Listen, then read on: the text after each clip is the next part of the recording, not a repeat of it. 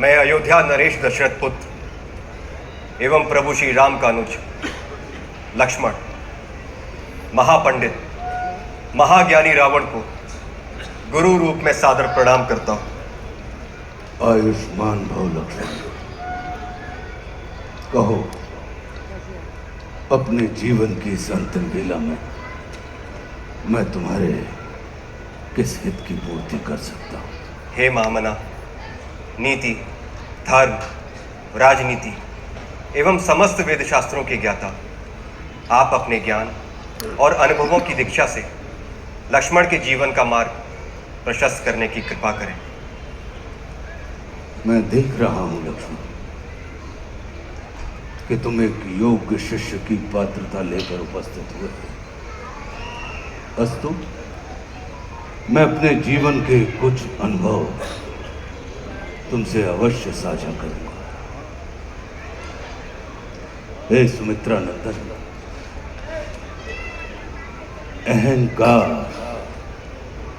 चाहे सत्ता का हो या सौंदर्य का,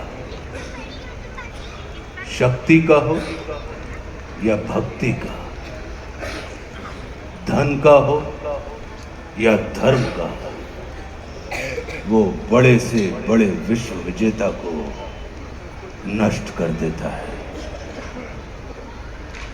इसका प्रत्यक्ष उदाहरण ये त्रिलोक विजेता, विद्या विशारद, महापंडित रावण है। अहंकार में तीनों गए, कुल, गौरव और वंश। ना मानो तो देख लो इस रावण का अंत। लक्ष्मण, रावण को अपने ज्ञान का अहंकार था और तुम्हारे भाई राम को अहंकार का ज्ञान था।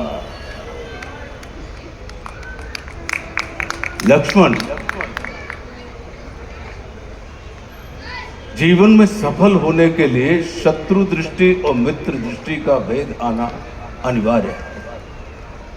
मित्रता भले ही अपने समतुल्य या अपने से निम्न स्तर के व्यक्ति के साथ कर लेना, किंतु शत्रुता सदैव अपने से योग्य व्यक्ति के साथ ही ठानना। क्योंकि ये जगत हमारे व्यक्तित्व का आकलन हमारे मित्रों को देखकर नहीं, हमारे शत्रुओं को देखकर लगाता है। जितना बड़ा और गरिमापूर्ण हमारा शत्रु होता है, उतने ही बड़े और गरिमापूर्ण की ख्याति को हम प्राप्त होते हैं। देखो ना, इस जगत ने जो कुछ राम से जुड़कर प्राप्त नहीं किया, उसे रावण ने राम से लड़कर प्राप्त कर लिया। लक्ष्मण, वे हमारे शत्रु ही होते हैं जो हमारे अंदर सुप्त पड़ी हुई ऊर्जा को जागृत करने का कार्य करते हैं। हमारा शत्रु ही होता है जो हमें असुरक्षा से निकालकर सुरक्षा में जाने की प्रेरणा देता है। वो हमारा शत्रु ही होता है जो हमें अपने सीमित वृत्त से निकालकर अपने वृत्त को असीमित करने की प्रेरणा देता है। इसलिए शत्रु तिरस्कार का नहीं, नमस्कार का पात्र होता है।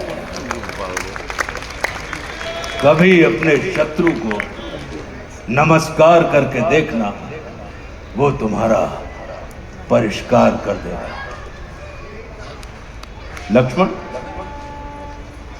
जैसे शरीर को संचालित करने वाला मस्तिष्क आकार में शरीर से बड़ा नहीं होता, गज को संचालित करने वाला अंकुश आकार में गज से बड़ा नहीं होता, वैसे ही व्यवस्था को संचालित करने वाले व्यवस्थापक को कभी भी व्यवस्था से बड़ा नहीं होना चाहिए।